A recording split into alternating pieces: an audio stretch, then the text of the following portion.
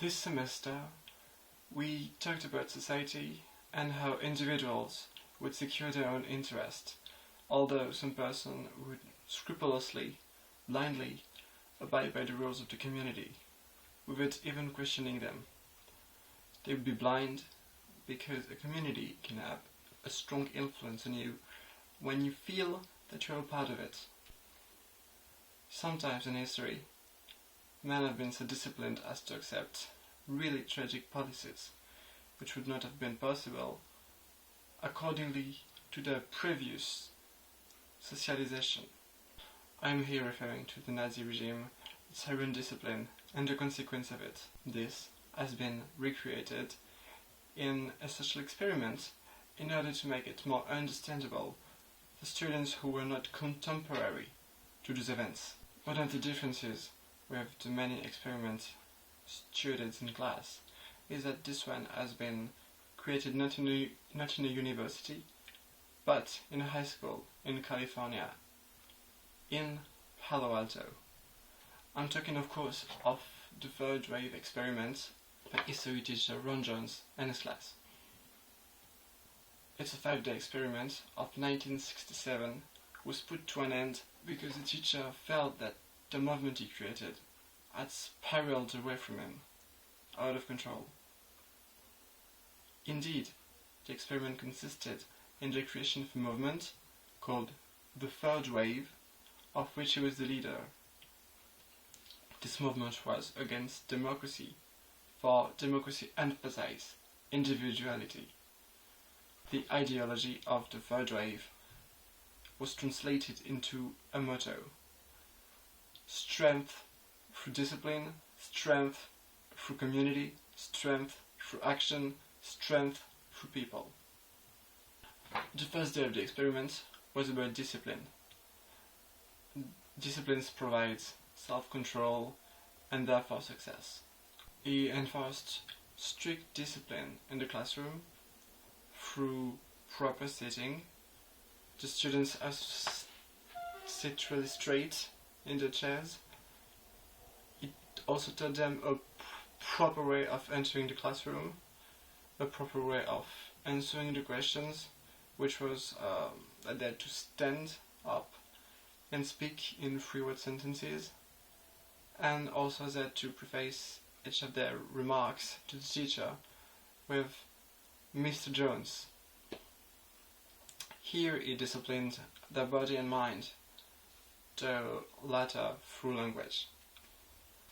It's on the second day that he gave them the motto of the movement and insisted on the notion of community, defined as the bond between people concentrated on a common goal.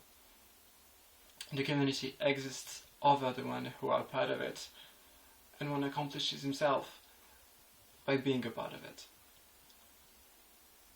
Then again, he disciplined them, making them repeat their motto again and again, more and more students at a time, so as to obtain perfect coordination.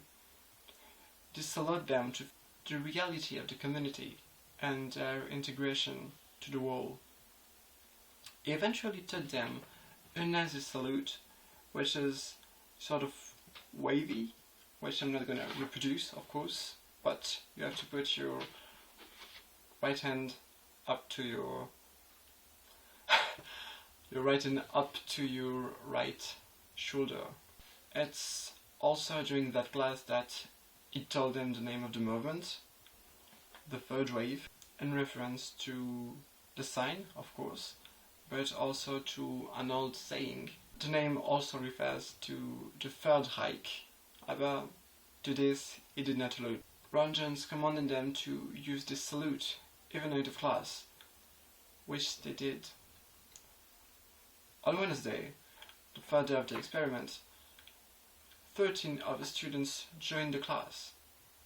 They gave each of the members of the movement member cards, issuing them a special assignment, such as denouncing their fellow members who wouldn't respect the rules. He noticed that more than those assigned students would proceed to denunciations.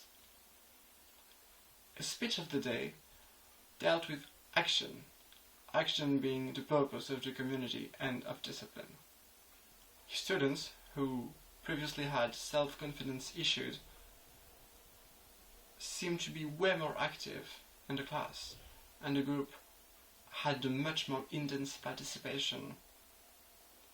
Although Jones noticed a decrease of the ability of students to elaborate and nuance the answers.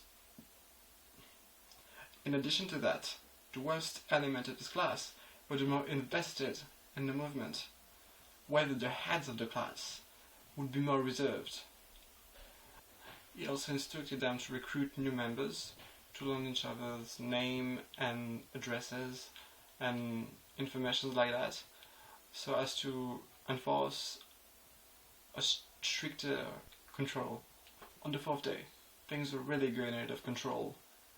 The students became increasingly involved in the project, and their discipline and loyalty to the third wave was outstanding. 80 students then assisted to class when there were originally 30. He decided that day to put an end to the experiment because of the violence and the perturbation that were increasing in the school. Yet, he gave a speech about pride, the last value of the movement. At the end of that speech, he announced that the third wave was a nationwide movement meant to change the US politics, and whose leader would appear on television the next day at noon. This was obviously a lie. The Friday, 200 students rallied at noon in the conference room of the school, with several banners, the one he had previously ordered and chosen. Accordingly to his plan, the students were presented to a white screen, and after a few minutes of respectful silence, they finally found out about the trickery. The teacher then clarified the situation, explained them that they have been part of an experiment in fascism, and that they had created a sense of superiority, just like the Germans under the Nazi regime. He enlightened how he had manipulated them, and how they had let him manipulate them, so as to show them how easy it was to fall in a totalitarian regime, and how shameful it is to fall for such strings as the one he used. Well, this experiment received through the years a lot of publicity with books, movies, documentary. It emphasized both the strength of social control and its danger in a society controlled by a relentless, ruthless leader. Within 5 days, in a country which constantly boasts to be the birthplace of democracy, the third wave movement impulsed a political police, denunciations, violence toward its opponents. By doing so, Ron Jones put the totalitarian regime in a nutshell. And as far as I'm concerned, this is the most enlightening social experiment about human nature, for it was meant to be on the constant verge of alienation, and therefore the third wave experiment leads us to be on the watch for the rule of law and democracy.